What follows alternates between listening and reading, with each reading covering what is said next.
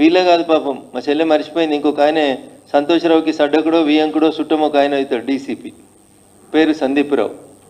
ఈయనను పెట్టి నా దుబాక ఉప ఎన్నికల సందర్భంగా ఈజ్ ద సూపర్ మ్యాన్ అన్నట్టు, పోలీసులో సూపర్ కాప్ ఈయన.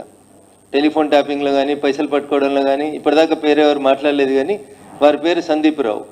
వారు అప్పుడు టాస్క్ ఫోర్స్ డీసీపీగా ఉన్నారు నార్సింగ్ ఏరియా, నేనుండే ఇంటీరియాకి టాస్క్ ఫోర్స్ డీసీపీగా ఉన్నారు సందీప్ రావు గారు. వీరి నాయకత్వంలో ఒక 3-4 సిఐల్ని పెట్టుకొని మా ఇంటి చుట్టూ వాచ్ పెట్టి మమ్మల్ని నానా యాగి చేసి టార్చర్ పెట్టినటువంటి పెద్దలు కూడా సందీప్ రావు గారు. ఇట్లా మీరు పోలీసులను అడ్డం పెట్టుకొని చేసిన మంచి పనులు చెప్తుందేమో కవిత అని నేను అనుకున్నా. టెలిఫోన్ ట్యాపింగ్లో ఏమేమి జరిగింది, ఎవరెవరి పైసలు ఎట్లా గుంజుకొచ్చినాం, లేకపోతే ఎమ్మెల్సీ వెంకటరామరెడ్డి గారు ఏం చేస్తూ ఉన్నారు, వారికి ఎట్లా జీవోలు మార్చిర్రు, ఏమేమి చేసిరు, ఇవన్నీ ఇంకా చాలా విషయాలు మాట్లాడాల్సింది కవిత. మీరు మాట్లాడినవన్నీ అన్ని ప్రజలకు తెలిసిన విషయాలే మాట్లాడారు, కొత్త ఏం మాట్లాడలేదు మీరు.